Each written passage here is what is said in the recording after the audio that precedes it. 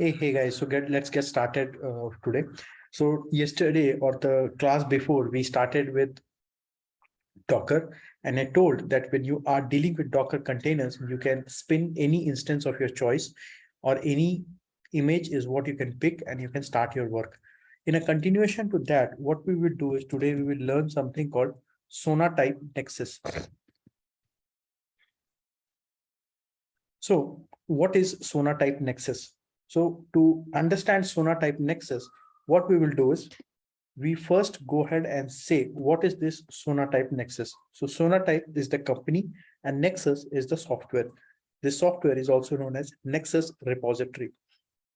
So basically what we do is that irrespective of what language you are using, at the end of the day, you will compile your code. So these are the languages which are supported. And then here, at the end of the day, you will go ahead and write your code to your source control repository. Means you will push your changes here. So as a developer, you are writing the code. Once the code is ready, you push your code to source control repository. And from there, my Jenkins will take the code and build the code. Now, once the code is built or the code is compiled, I get a executable of that, or I get a binary format of that. Now, this binary format can be stored. And you can store this binary format in a repository like Nexus. And whenever you need, you can take this to your release.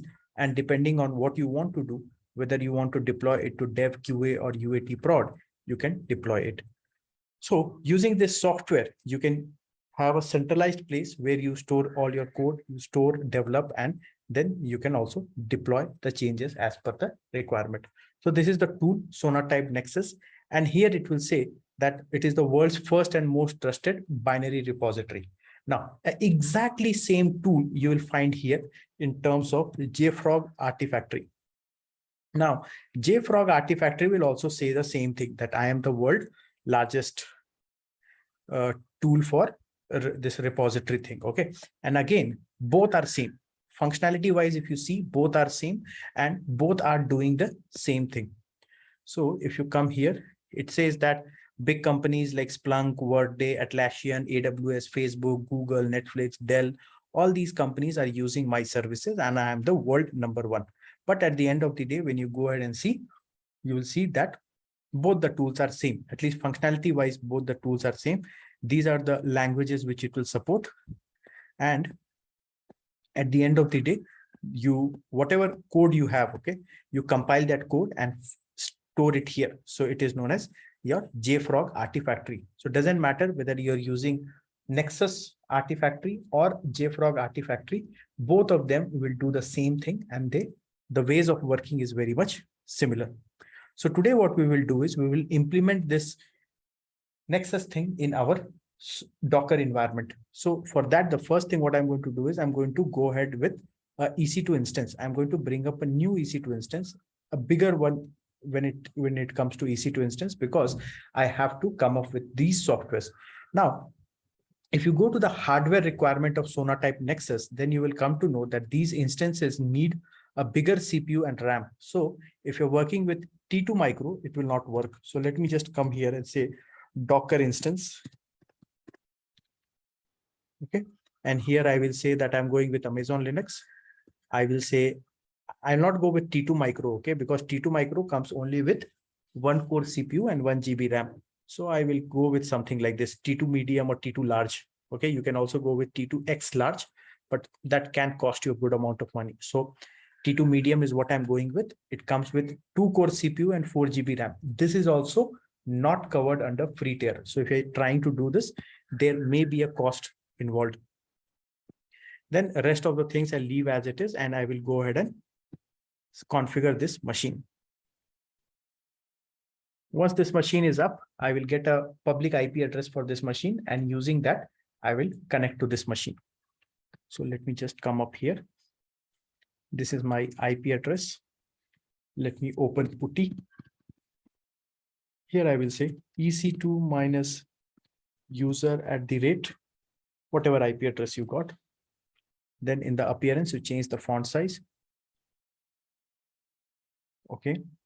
Then in the SSH section, you go ahead and say I'm going for auth, browse, and this is the key I have used. Just simply say, I would like to open this.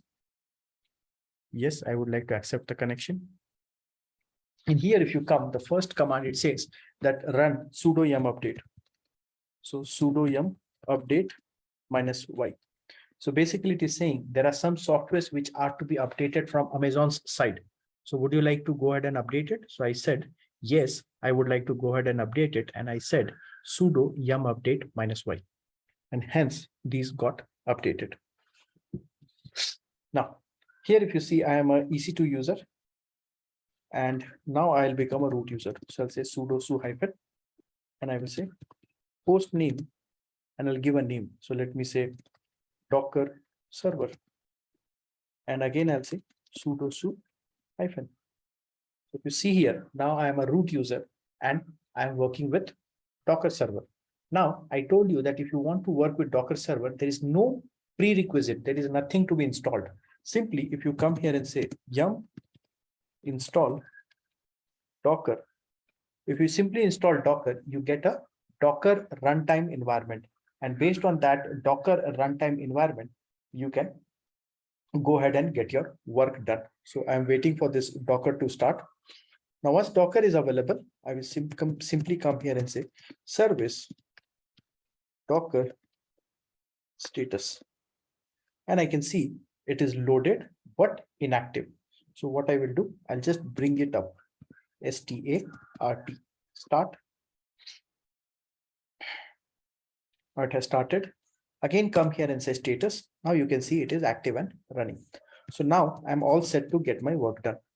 Now I want to run a software. Let me say the software for me is Sonatype Nexus. Now, where will I get this software? So I have to go to hub.docker.com, and from there I can get this software. So let me come here, and here I'll try to open hub.docker.com.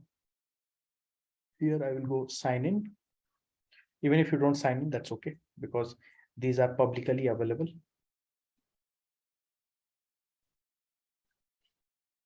Go to explore. Here I will look for Sonatype Nexus, or simply say Nexus. So you will see there are so many Nexus. I am going with this Sonatype Nexus 3. Now it says, in case you want to run this software, you can run it like this.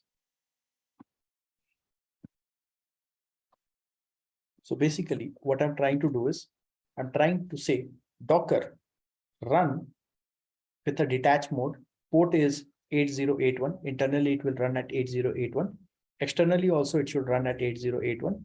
The name I'm going to give is Nexus, and the software is Sonatype Nexus. Now, if you don't mention anything here, automatically it will pick up the latest version and let it go. And it says unable to find the image locally. So it is going to extract the image from hub.docker.com and then finally download and run it. So let's wait for this.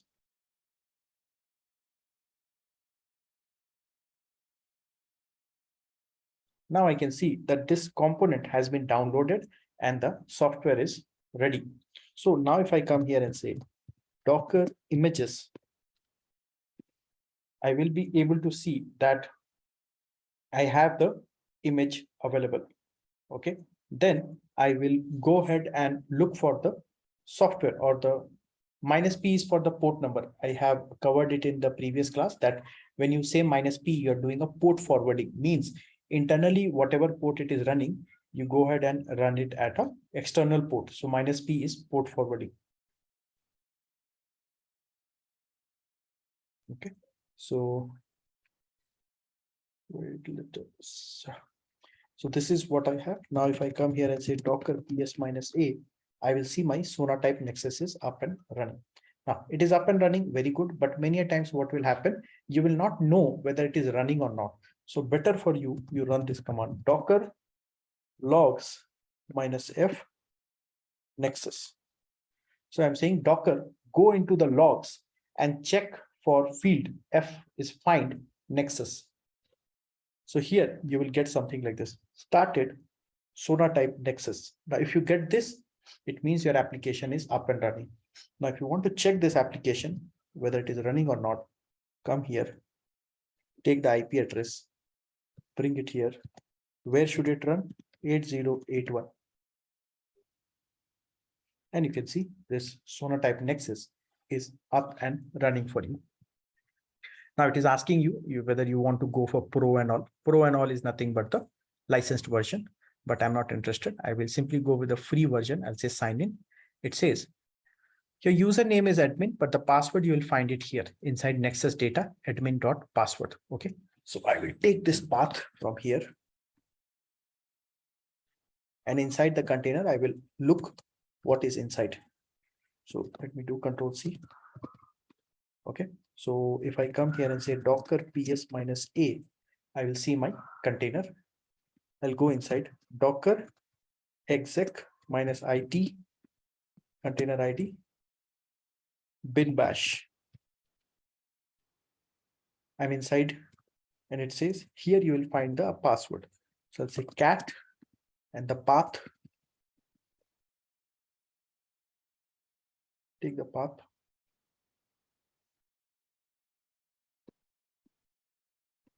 And here you go, bash. So till here, whatever you see, not this one. This one. So this much portion is my password. Okay, just copy it, paste it here. Username, anyhow, you know, admin. Never. Next. It is asking me to change my password.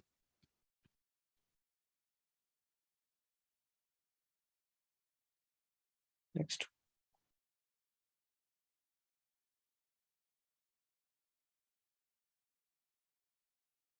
So now you can see that this is what I have done. So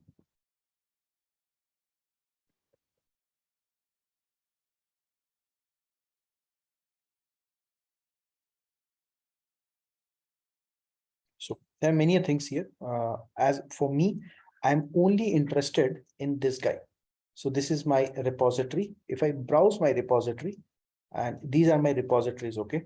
So these are inbuilt repositories. I will do one thing. I'll create my own repository. Go here and say I'm looking for a repository. I'll create a new repository and say, what kind of code are you going to write? So I'm Maven hosted. I will give a name. Let me say dev code. Okay. And the code will have two things, release and snapshot. I'll say mixed, means I need both of them. The layout is permissive, means anything is allowed. And then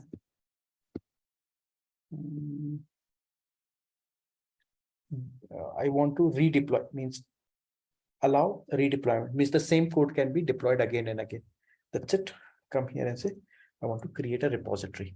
So I get a message here that the repository has been created. And after that, come back to this guy. Now, if you go to browse, you will be able to see your repository. As of now, it is online. But if you go inside, you don't have any code. So later I will integrate this thing with Jenkins and I'll show you how you can upload your artifacts to this location. So as of now, I have brought up a container, and inside that container, Nexus is running. And this Nexus thing is present here. This is my Nexus homepage. And from here, I can use Nexus repository. If you see here, there is a warning kind of thing here. If you go here, it says that you have only 2-core CPU. Okay. If you want it to work properly, you should have 4-core CPU, means it should be a bigger machine. So as of now, I don't have a bigger machine. I have only 2-core CPU. Definitely, it will not work with T2 Micro. And for the two-core CPU machine also, which I'm using, it is saying it is not sufficient enough. But that's okay. For demonstration purpose, I can see my Sonatype Nexus is working. Now, many a times you will find one challenge that when you're trying to run, everything is good, but still it is not running. In that case, what you have to do is you have to come here. So this is my Docker instance. Go to security, go to security groups, and in the security group, go to inbound rule and just check if your port 8081 is open or not. So see here, for me, port number 8081 is open. In case it is not open, you have to come here, go all the way down, add a rule. Suppose I want to add 8081, something like this. Okay, so I will come to custom anywhere from IPv4, and you have to say this is for Nexus, and you have to save it. So this is how you open the port number, and you know that the port numbers should be unique. If the port numbers are not unique, then it will not run.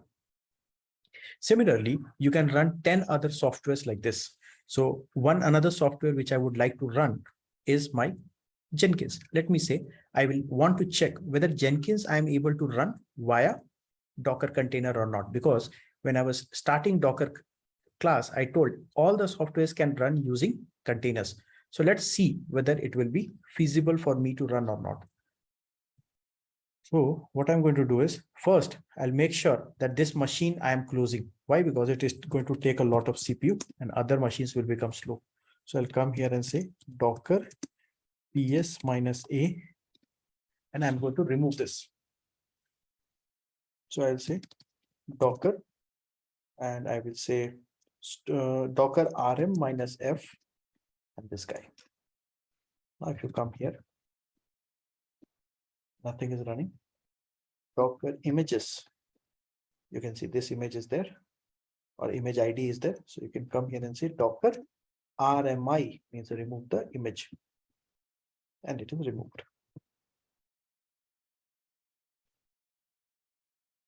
You can see nothing is there. Okay. Now, similarly, I just now ran one Docker image. Similarly, I will run another two images. Let me say Jenkins and SonarQube. So what should I do? I should come here. 1 second. I should come here to my hub.docker.com. And here, this time I'll look for another software, which is SonarQube.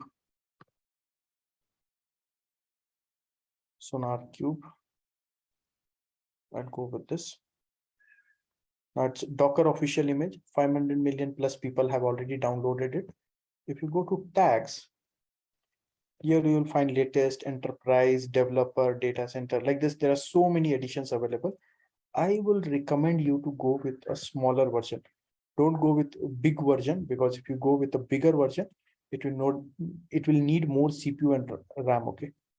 So I'm looking for, so I got one 8.3, and it's a community version. 2.2 years back it was updated. Okay.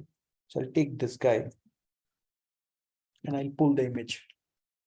So Docker pull SonarQube 8.3 community version is what I'm pulling from here. Okay. So again, it is not there in the local.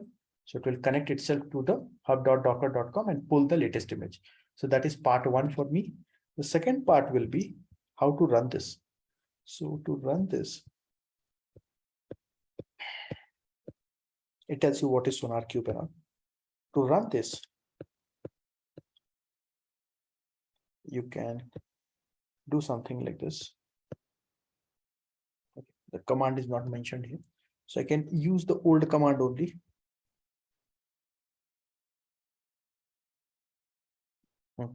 So I am going to run SonarQube.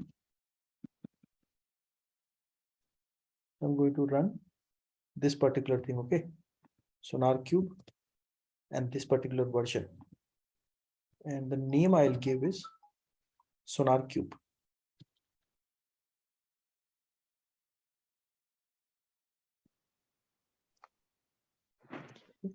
Then the port number is going to be 9000. This is the default port number. Okay. You can go and just Google this.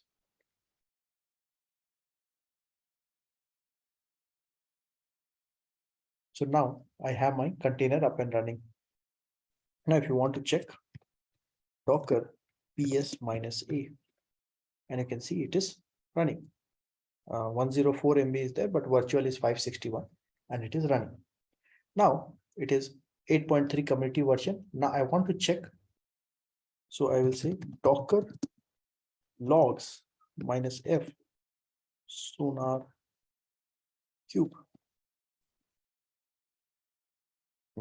SonarWay has been updated. So it should see that SonarQube is up and running. Somewhere the message will come. So it is still coming up. Okay, so we will have to wait, and somewhere down the line I will get that message. SonarQube is up, something like that. The plugins are getting loaded. See here, I got this message. SonarQube is up, means it is up and running. So now if I want, come here, come here, come here. Which port number it is running? 1, 2, 3.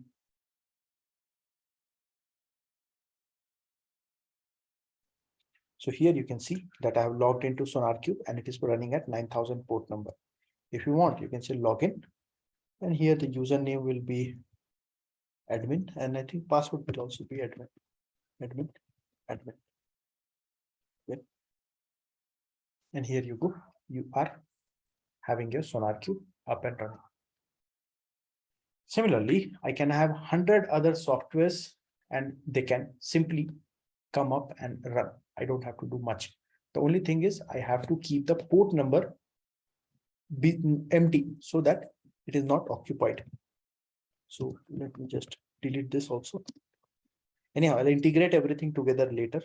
Just want to make sure that they are running. So I'll say docker rm-f, then docker ps-a, nothing is there.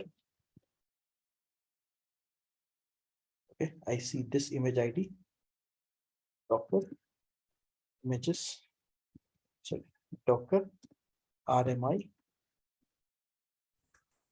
We are just making sure that we are installing everything on Docker, right? Like, yes. So we are doing something like this. So assume that this is our Docker machine, or this is our EC2. In that EC2, I have installed Docker, and here there is one container. Let me say SonarQube. There is another container, Nexus, another container, Jenkins. So if you remember my 3 BHK example where I told that they will be staying together, yet they will maintain complete isolation. Means one component will not go and interfere the other one. So this is running separate, and they do not overlap with each other. So that is very important for me to get. Okay. Now, next time. Sir, 1 second. Containers are nothing but a softwares, correct? And then what about images? Images is that where we get the softwares. Okay. Now you have to think like this. See, when you say that you're talking about images, give me 1 second. If you're saying image, okay, so image means your software, which basically consists of your operating system plus the application. Okay. Okay. Now this image is nothing but this is a stagnant version. It's just a file system. Okay. When you run this image, it becomes container. So image is nothing but it's a file system. That's it. When you run that, it becomes a container. So it is kind of application and installing and then running. Running. So you can also say a running image is a container. And if it is not running, simply stagnant, then it is a image. Okay, thanks. Anyone has any more questions here?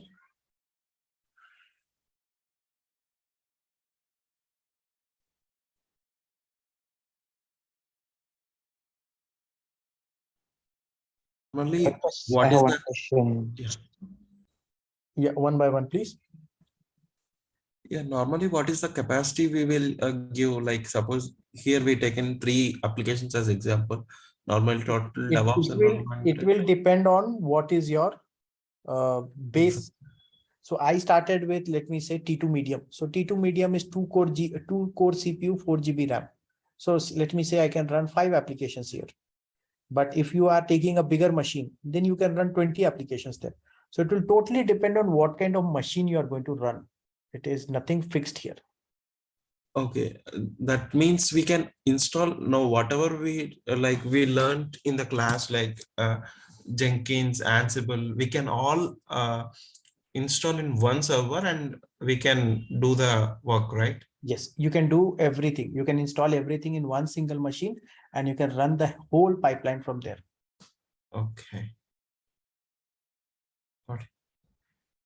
Yeah, because I have a question. So what is the exact use of that Sonar type Nexus? So I mean, So can you see, Nexus, see what happens is when you say that I'm writing a code, okay, you write the code and do a unit test.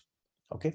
But when I'm implementing a CI/CD pipeline, I'm not doing unit test. I'm doing integration testing. Or 5 developers have pushed their code. So I'm integrating all of them together. Now the problem here is the environmental difference. In one developer, it is Java 11, the other developer has Java 17, and the third developer has Java 8. When you start doing integration testing, you will see that your integration testing is failing or it is not able to go ahead. Now you are confused. What went wrong? Then somehow you fix the dependencies and make it run. Now, in background, somebody else has changed something again. So in a runtime environment or in a prod environment, you cannot on the fly change everything because it has to be tested and then it will come. That may take time. But I told that the production thing cannot wait. Deployment has to go fast. So in that case, I keep the ready-made solution or I keep the executables. Because at the end of the day, whatever code you are writing, the motive is to compile it and convert it into binary. So GitHub is going to store the raw code or the code which the developer has written. And at the same time, Nexus will go ahead and keep my artifactory or my binary format. Okay. Is given by Maven, right? See, Maven is a different tool. This guy is a different tool. Okay. What artifact it will take, from where this artifact will come? And See, when you compile a Java code, okay, you remember this var .var file will get. exactly. Yes. That is artifact. That's the binary format. That is what we are saying that we are going to keep it with us. Okay, means nothing but it's a Maven output, right? We are Maven output. Yeah. Yes. You can say, see, in my example, I'm using Maven. So you can say Maven output. But then if somebody else is using some different tool, then you cannot say it's a Maven output. So rather, it is better to say the artifact. Okay.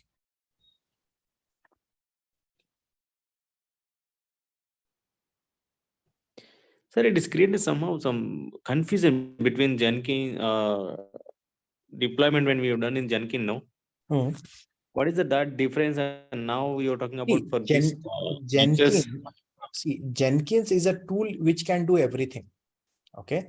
But correct. Then why we need all this again? Jenkins cannot handle these kind of workload. See, production workload will have like thousands of components coming. Jenkins will not be able to handle all these things.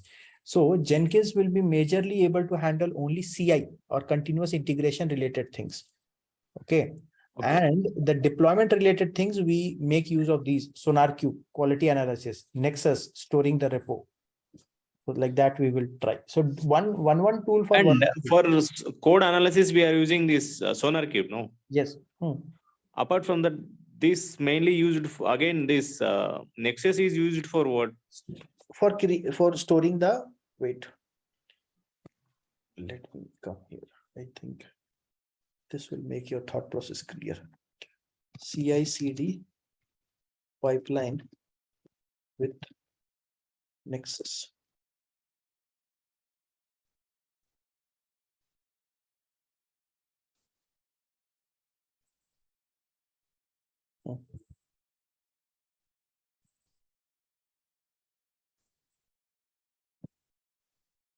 See here. So here what we are trying to do, if you see this, I'm writing the code and putting it here, Bitbucket. In my example, the repository is GitHub. Okay. So assume that this guy is putting the code in GitHub. The moment the code comes to GitHub, my Jenkins pipeline will take that and it will, what it will do? It will compile the code. But once the code is compiled, that compiled version of the code, I want to keep it somewhere. So I am building a Docker image and I'm putting it here. I can put it in hub.docker.com or in my Nexus repository. So at the end of the day, that jar file, var file, whatever I'm getting, I want to keep it somewhere safe. If you are okay with hub.docker.com, you can keep it there, but you have to make a Docker image and then put it there. If you don't want to make it a Docker image, rather you want to keep it like that only, then use Nexus. And finally, when you want to deploy, take that image back and put it in the production server, the Kubernetes server. Similarly, when you go with SonarQube,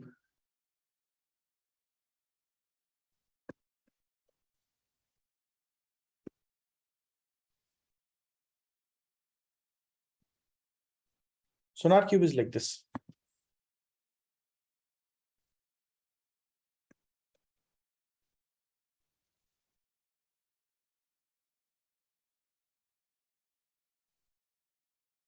So the developer is writing the code, putting it to GitHub. In GitHub, in Jenkins, I have something called Maven. Now this Maven will compile the code. It will see whether the syntax is correct or not. But I also want to know the code quality. I told you that there are few parameters like duplicate, complexity, unit test done or not. So there are 7 parameters based on which the code will be judged, whether it is quality-wise correct or not. So that work my SonarQube will do. And if the code is correct, means quality-wise it is correct, it will take it ahead. So that is what I have tried to achieve.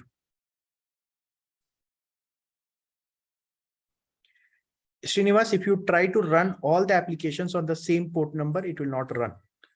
So individual application will run on individual port number only.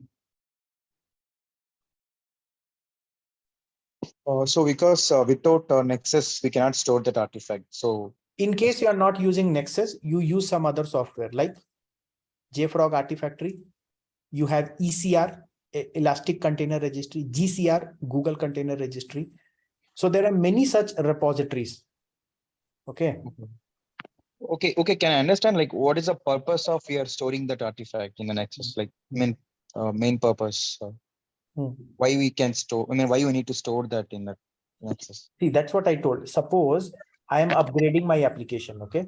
All the code is written in Java 8. I'm upgrading to Java 11. All of a sudden something fails. Now I want to do rollback, but at least 2 days I need to do the rollback. Now, when I'm doing the rollback, what happens to my prod application? It is stuck or it is not in running state. So in that case, what will happen? The customers will become angry. So to just mitigate the problem, I am storing the artifact. So in case my code repository goes wrong, I can restore from the artifactory and I can use it like that. Okay, got it. Yeah. In DevOps world, you have to always think of a backup plan. Why? Because you have promised the customer that you will give high availability. There will be zero downtime for the customer. None at not a single point of time, his application will be kind of in a stopped state like that. The same thing we cannot save it in the GitHub, sir. See, you can do it, but then again, that's not recommended because in Git you are storing. When we are going for enterprise level, then it is a paid version. Yes, generally companies prefer doing it because see, GitHub is one source. Your Docker Hub or your Nexus is another source. See, today, if you talk about Facebook, what is Facebook? Facebook is just a software. If by chance somebody deletes all the code what Facebook has written over the years, what will happen? Again, from zero, it has to start, right? Market stock exchange and all, New York Stock Exchange, Indian Bombay Stock Exchange. What are these? These are nothing but softwares. Uber, what is this? Netflix, what is this? They are not a mechanical company, which is like Muthoot. They are not Muthoot Finance, which is storing gold and having gold lockers. So they have to keep their gold safe. These are all digital items in the sense code. If the code is not safe, the code gets deleted, the company will become zero, right? That's the reason they keep the components at different locations, like the code, they keep it at GitHub, the artifact, they keep it at Nexus, then the image, they keep it at Docker Hub, like that, so that they do not have a single point of failure. But again, if one place they lose something, they are losing, no, out of 100%, 10% if they lose. But that 10%, how will you assess the impact? Now, let me say if you're working for a banking application, you can't lose 10% data, right? That's a very big. Duplicate, they are not copying. So they have only one thing, right? See, suppose in my application, I'm deploying the code every day. Okay. For 3 days, I missed the code. Means for 3 days, whatever I've deployed, that has been missed or duplicate or deleted. What will happen? My company will go 3 days back. In 3 days, I might have done millions of transactions. Everything is gone. Who will take that risk? That's why they keep it at multiple places. For code, they use GitHub, Bitbucket, whatever you want, but GitHub. And for the artifacts, the executables, they use Nexus, SonarQube, and all these things. No, my question is that if they lose the code in GitHub, then artifact file will be used, correct? Yes. And if they lose the artifact file, then again they have to do the they have to come back to GitHub and then take the code and compile it again, and all those things they have to do. All those things they have to do, no? During that time, if something happens to that prod environment, who will take care of that? That's why DevOps engineers are there. They have to ensure that nothing happens. Okay.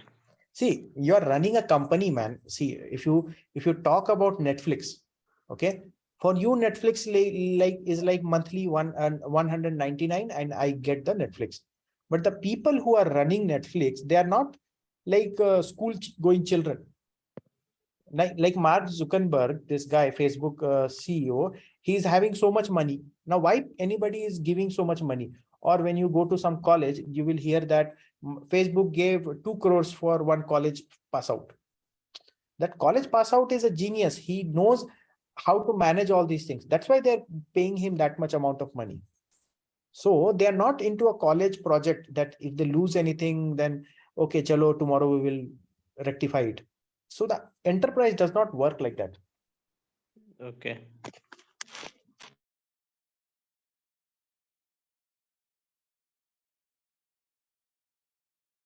Okay. Any questions here?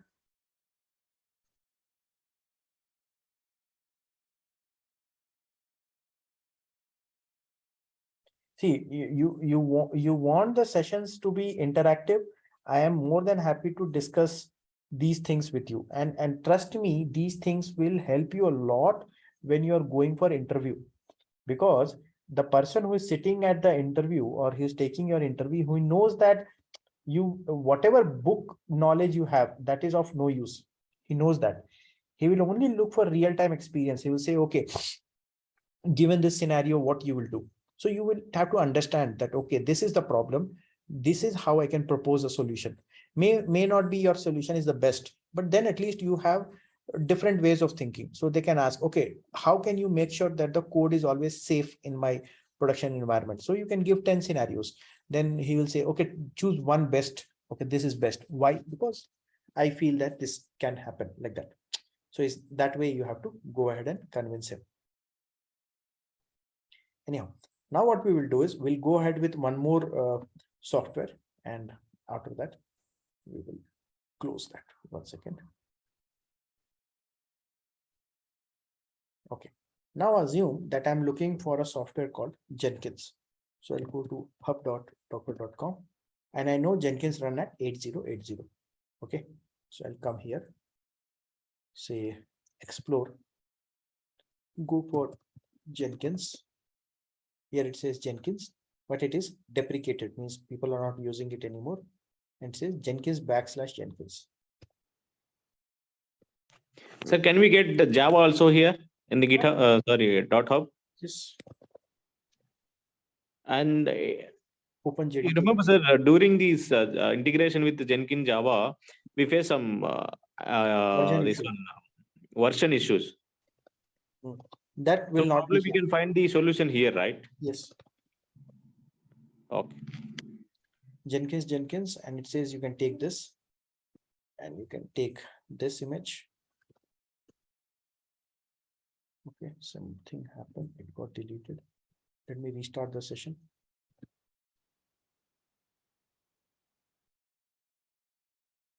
LTS is long-term support, means the company itself will give you support for a long time.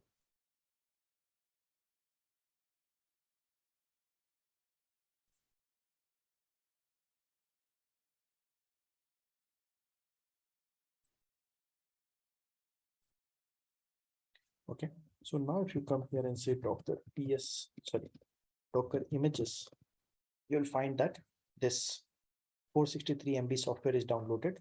If you want to run this, you have to clear all these things first. Images. Spelling mistakes. Yeah, correct. Docker images. You can see this. So you will say Docker run -d -p for the port forwarding. So it will run Again mistake is there, sir. Okay, wait. I'll fix it. 8080. Docker run -d -p 8080, and then I'm going to run this image. LTS. Now if you come here and say Docker PS -a, you will see your images running at 8080. So if you want to run, you can come here, take this IP address,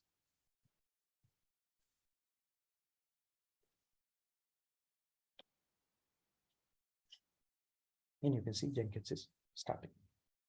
So this is also one way of operating or working.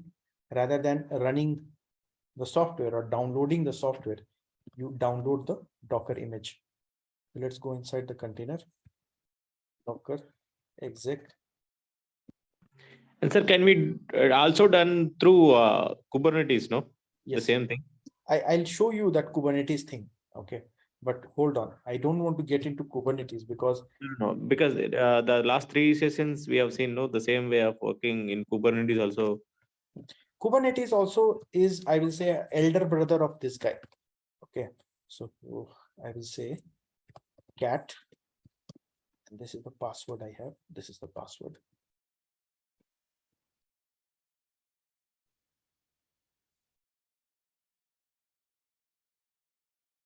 And from here, you know how to make this work. Now here, if you see, I have something called Docker Hub. Similarly, when I start, just because you brought it, when I talk about Kubernetes, I have something called Helm Hub, Helm chart, Helm Hub.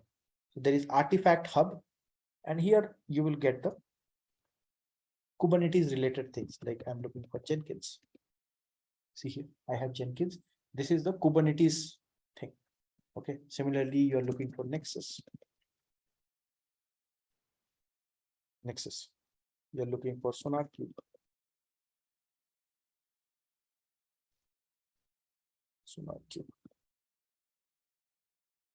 So don't think like Artifact Hub and hub.docker.com are same. Okay. Docker is smaller or younger brother, and Kubernetes is the elder brother. Always it will have the upper hand. So Kubernetes will always come with 10 additional features. So if Kubernetes is running in our environment, there is no need of Docker. No, Docker is needed. See, I told you Docker does only one thing. Docker is a container orchestration tool, means it will manage, but the work actually will be done by Docker only. So if I say container orchestration, see, I don't want to teach in bits and pieces. You will not understand. That's why I want that first. Let me finish this Docker thing. Then I will explain this thing properly to you.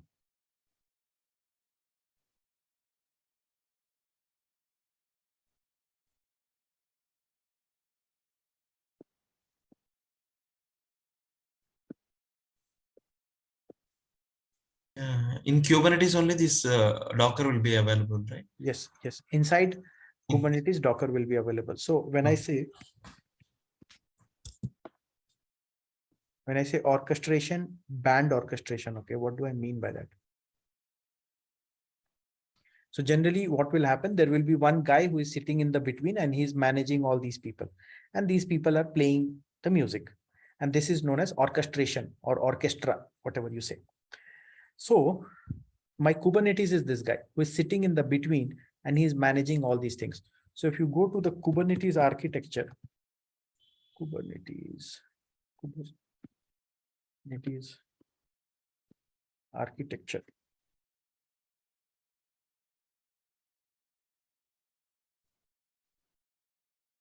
You will see something like this.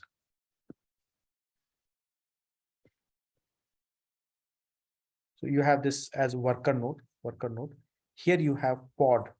Now, if you say what is pod or pod in Kubernetes,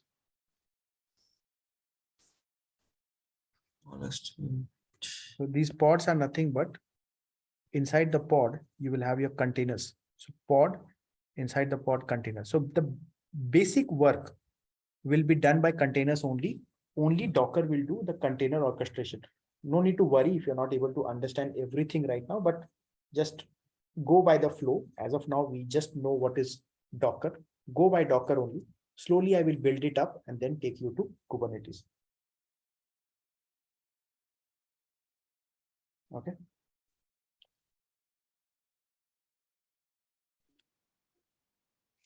Yeah, back to Jenkins, sir, you're teaching something. Yeah. So Jenkins, I'm not teaching anything. I'm just telling that you can start Jenkins. And then once the Jenkins is up and running, the same Jenkins you can use and do whatever you want to. Okay.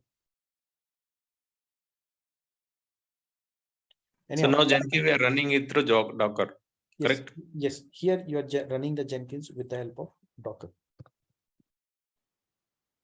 So if you come here and say Docker ps -a, you say it is running 8080 port number, it is running.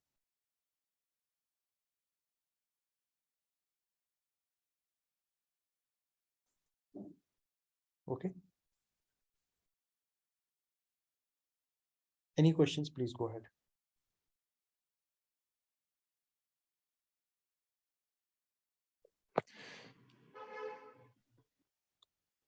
Either you run with Docker or with some other tool, this Jenkins, it will be remains same, no, sir? Interface and working, deployment, Yes, integration, all those everything things. will remain same. It is how you bring up the machine. Because let me say, see here, if you come and just say admin. It is only a matter of the mission which you wanted to run it through. Correct. How you install that particular thing, that is only the difference. Apart from that, everything will be same. Okay. When you use containers, you will get some benefit. When you deploy the hardware by your own thing, you will get some benefit. So everything will have its some benefit, some good thing, some bad thing. And you have to see what is your company's same thing. I don't see any difference. Because just a query, actually, we configured like this, we connected to Jenkins of all the like GitHub, Maven, Ansible, we connected to Jenkins. Suppose if anything happened to the Jenkins machine or the like connectivity has been lost, how again we need to do add the plugins and all these things. Yes. In case you have taken a backup, very good. If you have not taken a backup, then you have to do it again. And that's the reason we use master slave configuration, because master, if something happens, slave can take the control. And if something happens to this thing, then you. So we don't have a backup like that, right? Suppose just auto backup is not there. You have to take a backup. If Jenkins machine, suppose this machine we completely built with the plugins, with the other machines we configured with the plugins and all connected to all other applications. And after that, if I take backup of that machine, so if this machine, everything will be there with you. Means after doing all the configurations, you have taken the backup, means all the content will be there with you. Okay. But day-to-day doing is the best option, I think, so, sir, because we don't know when it is going to be. When will it crash, you never know. So you take a backup at a regular interval. So always we should run with the slave node. Yes. So that's why I told, right, the best scenario is you keep your slave node up and running. So generally how we run in prod environment is one master node and two worker nodes. So at any point of time, I have like the failover can be switched.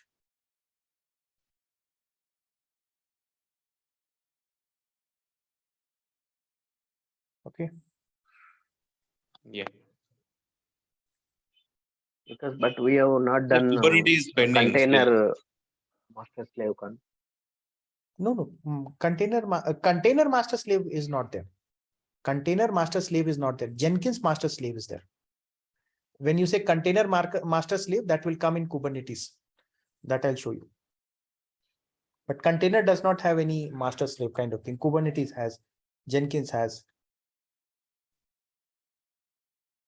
But taking backup means only that bound mount volume, that one only in container. That is data backup you're taking. Whatever data you have put, that data you're taking a backup. But software and images, whatever it means, we have to take snapshot of it. Yes, you have to take a snapshot of, you have to take a AMI of that, not a snapshot also, AMI. So I told you, right, how to take a AMI. So when you take a AMI, then you get everything.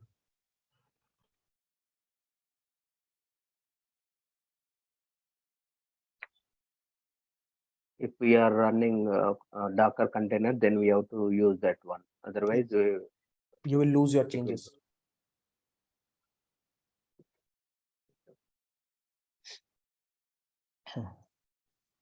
Okay. And sir, Kubernetes is still pending, no? Yes, Kubernetes is pending. Kubernetes I'll start and next week. Sorry, not Kubernetes. This SonarQube. SonarQube integration is pending. Yeah. Have to start. So we have stopped there itself a parameter configuration. Yes, it was not working, man. I went, I don't have a ready-made solution, right? Like I will come and some PPT I have, and I'll just see, even I have to work with these components. And the problem is, we are using free softwares. So if they change something, they will not inform because it's free now. Nobody will inform. So you have to go and figure out why it failed. In the previous class, it was running. Now all of a sudden it is failing. So why it is failing like that? So I also have to go and sit and do. I'm not getting time to do that. That's why. Anyhow, I will cover all those things. Don't worry.